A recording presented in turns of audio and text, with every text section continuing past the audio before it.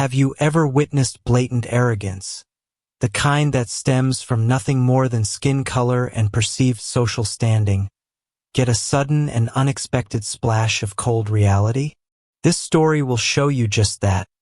A scene unfolding in the elegant heart of Paris, a city where courtesy is often taken for granted.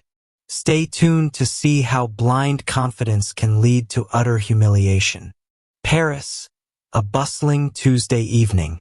The gentle clinking of glasses, the smooth melody of a jazz quartet, and the murmur of sophisticated conversations filled the air of Le Fleur, an upscale restaurant nestled in a chic arrondissement. Amidst this refined ambience, Daniel, a young black man with a composed demeanor, gracefully navigated between the tables, his hands expertly placing delicate plates of food. He wore the crisp uniform of the restaurant with an air of quiet professionalism, a subtle sheen of perspiration visible on his forehead as he worked diligently. Few of the patrons knew that beneath the guise of a waiter was a driven master's student of linguistics, diligently earning his way through his studies. The entrance doors swung open, and a boisterous group of American tourists sauntered in, their laughter echoing through the otherwise hushed dining room, momentarily disrupting the sophisticated atmosphere. Leading the pack was Richard, a middle-aged man whose face was flushed with alcohol and an air of self-importance that seemed to precede him. Their loud chatter and entitled glances swept across the room, their eyes lingering on the staff with a dismissive air. As Daniel approached their table, a polite smile gracing his lips, Richard narrowed his eyes, scrutinizing him from head to toe. He then turned to his companions, a smirk playing on his lips, and delivered a snide remark, his voice carrying a condescending tone. Richard, chuckling derisively, "Does anyone here even speak decent English? Look at this guy. Probably only knows a few simple words." His companions erupted in laughter, their heads thrown back in amusement, completely oblivious to the sudden stillness that seemed to envelop Daniel. Richard continued to mutter under his breath, his voice dripping with contempt. "I bet he doesn't understand a single word we're saying. This type should only be doing menial labor." Daniel paused for a fleeting moment, his smile faltering almost imperceptibly.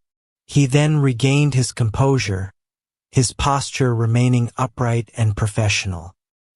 He offered a slight bow, his gaze lowered respectfully as he addressed the group. "Good evening, gentlemen and ladies. May I take your orders?" Richard scoffed, completely ignoring Daniel's polite greeting. He continued to address his friends, his voice loud and dismissive. "Did you hear that? Barely understandable. Probably just a rehearsed line." One of the women in the group, adorned with expensive jewelry that glittered under the soft lighting, chimed in with a giggle. "Maybe we should just point at the menu. That's probably the only way he'll understand." The group chuckled again, their eyes fixed on Daniel with a mixture of amusement and disdain.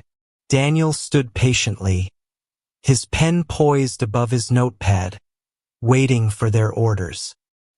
He maintained his professional demeanor, his facial expression betraying no hint of the insult he had just endured. However, behind his calm facade, a flicker of sharp intensity ignited in his eyes, a brief flash of something that hinted at a depth Richard and his companions could not possibly comprehend. He waited, his silence a stark contrast to their boisterous arrogance, a silent testament to his self-control in the face of blatant disrespect. The other patrons in the vicinity began to subtly shift in their seats, their gazes flickering between the rude tourists and the composed waiter, a sense of unease settling in the elegant dining room. The air, once filled with the pleasant sounds of an evening out, now carried a palpable tension, a silent anticipation of how this uncomfortable encounter might unfold. Daniel's hand tightened slightly around his pen, a barely perceptible movement that betrayed the inner turmoil he was carefully concealing. He was a picture of professional restraint, a silent observer in a scene of unwarranted prejudice. The initial pleasant atmosphere of Le Fleur had been tainted by the arrival of this group, their casual cruelty casting a shadow over the otherwise refined setting. The other waiters and staff members, though maintaining their professional distance, cast concerned glances towards Daniel's table, their shared understanding of the unspoken social dynamics evident in their subtle expressions. The scene was set. The stage was ready for the unfolding drama of disrespect and the unexpected response that was yet to come. The contrast between Daniel's quiet dignity and the tourist's loud arrogance was stark, creating a palpable sense of anticipation in the hushed restaurant. The meal for Richard and his companions became a drawn-out performance of rudeness, with Daniel as their unwilling centerpiece. How much longer could his composure possibly last under this relentless barrage of petty insults? Throughout their meal, Richard and his group continued their relentless taunting of Daniel. They seemed to derive perverse pleasure from making his job as difficult and humiliating as possible. They deliberately ordered dishes with complicated French names, then snickered when Daniel carefully repeated their requests, mispronouncing a syllable here and there due to his understandable accent. Richard, feigning confusion, "Did you say escargots or escargouf? Sounds like goof to me. Maybe they serve clowns here too." His friends roared with laughter, one of them even slapping the table with his hand, causing the silverware to rattle. Daniel, his face remaining impassive, simply nodded and made a note of their order. He resisted the urge to correct Richard's deliberate mispronunciation, knowing it would only fuel their mockery further. They found amusement in criticizing the way he placed their plates on the table, deliberately making exaggerated gestures as if he were handling fragile artifacts. Woman with jewelry, her voice dripping with sarcasm. "Oh, so delicate. Are you afraid it might break? It's just a plate, dear, not a Faberge egg." Daniel carefully placed the plate in front of her, his movements precise and deliberate. He met her gaze briefly, a flicker of something unreadable in his eyes, before moving on to the next person. They would call him over for trivial requests, demanding extra napkins, more water, or a different type of bread, only to make some condescending remark as he attended to their needs. Man in a baseball cap, "Hey waiter, my water's almost empty. You guys don't have refills here? What kind of fancy place is this?" Daniel politely refilled his glass, his movements efficient and unobtrusive. Man in a baseball cap muttering to his friend, probably doesn't even know what a refill is.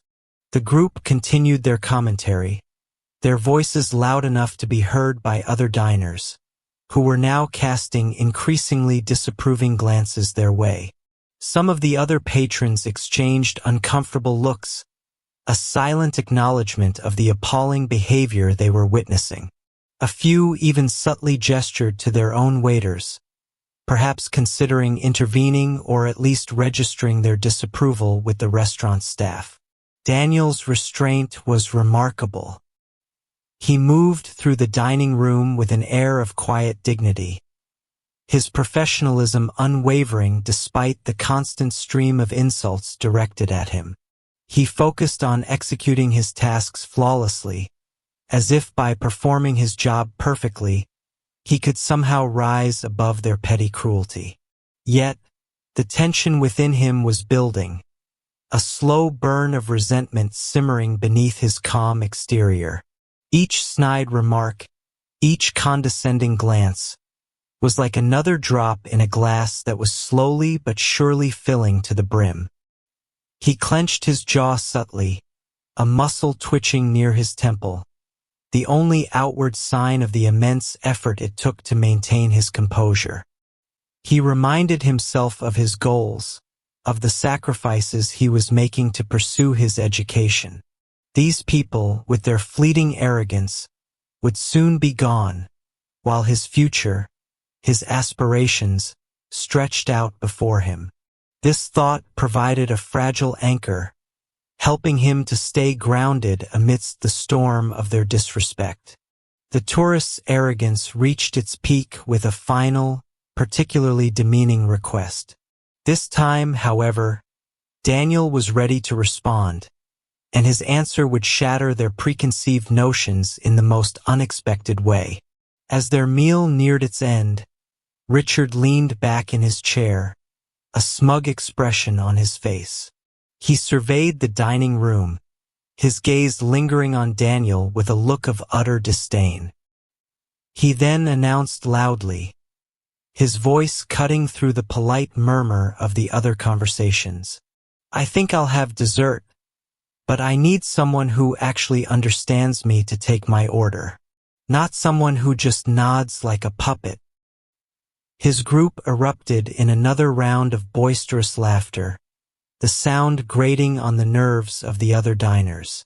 Daniel, who had been clearing a nearby table, stopped in his tracks. He gently placed the stack of plates down, took a slow, deliberate breath, and turned to face Richard. A subtle shift had occurred in his demeanor. The polite, almost subservient smile was gone, replaced by a look of quiet confidence, a hint of steel in his eyes. He addressed Richard with a voice that was calm and steady, yet carried an undercurrent of something more. "Sir, may I assist you with the dessert menu? Would you prefer me to explain the options in English, French, or Spanish? Or perhaps, if you'd like, I could also use German or Italian." Richard froze, his smug expression instantly dissolving into one of utter bewilderment. His jaw dropped slightly, and he stared at Daniel with wide, incredulous eyes. The laughter of his companions abruptly ceased, replaced by an awkward silence. They exchanged confused glances, unsure of what they had just heard. Daniel continued, his voice now perfectly clear and articulate, his English flawless, with not a trace of any accent. The transformation was astonishing, leaving no doubt in anyone's mind that they had severely underestimated him. "You seem to have made a rather significant misjudgment about me. I not only understood every word you said, but I also understood the condescension behind them. I attempted to serve you with respect, as I do all our guests, but you chose not to extend the same courtesy in return. And that, sir," Daniel paused for a beat, his gaze unwavering, "has absolutely nothing to do with language." A hush fell over the entire restaurant. Every conversation stopped. Forks clinked silently against plates. All eyes were fixed on Daniel and the stunned group of tourists. Then, slowly at first, a ripple of applause began to spread through the dining room. One by one, the other patrons started to clap, their appreciation for Daniel's dignified response palpable. The atmosphere in Le Fleur had shifted dramatically.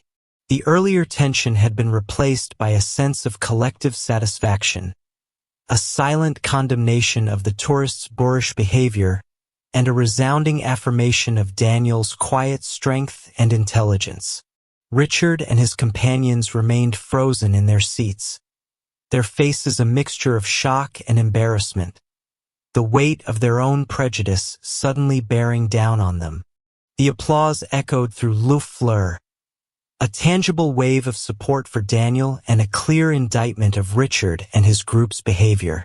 What would be the immediate aftermath of this dramatic confrontation?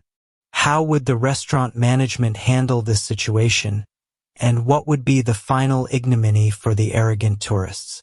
Richard's face flushed a deep crimson, his mouth opening and closing without producing a sound.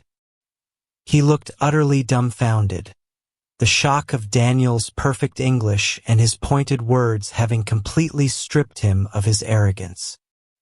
His companions, equally mortified, avoided Daniel's gaze, their earlier smugness replaced by a palpable sense of shame. They shifted uncomfortably in their seats, the weight of their own prejudice suddenly heavy upon them. The festive atmosphere they had so rudely disrupted had turned against them, the collective disapproval of the other diners a tangible force in the room. Just then, Monsieur Dubois, the impeccably dressed manager of Le Fleur, approached their table. He wore a polite but firm expression, his eyes conveying a quiet authority. He offered a brief, reassuring nod to Daniel, then turned his attention to Richard and his group. His voice calm but carrying an unmistakable tone of disapproval. "Sir, I must say that I am deeply disappointed by the manner in which you have treated our staff. At Le Fleur, we pride ourselves on providing a welcoming and respectful environment for all our guests, and we expect the same courtesy to be extended to our employees." Richard stammered, trying to find words to defend his behavior, but the withering looks from the other diners seemed to rob him of any coherent argument. His voice barely a whisper. "Well, I didn't realize," Monsieur Dubois interrupting him gently but firmly, "regardless of what you may or may not have realized, sir, your behavior was unacceptable. Mr. Daniel is a valued member of our team, and he has served you with the utmost professionalism despite your unwarranted insults." Monsieur Dubois then addressed the entire group, his gaze sweeping across their embarrassed faces. "Therefore, gentlemen and ladies, if you are unable to treat our staff with the respect they deserve, I regret to inform you that we must ask you to leave. Here, we serve everyone with fairness and dignity." The group of tourists, their faces now pale with embarrassment and the sting of public humiliation, slowly began to rise from their seats. They avoided eye contact with everyone, their earlier boisterousness completely gone, replaced by a sheepish silence.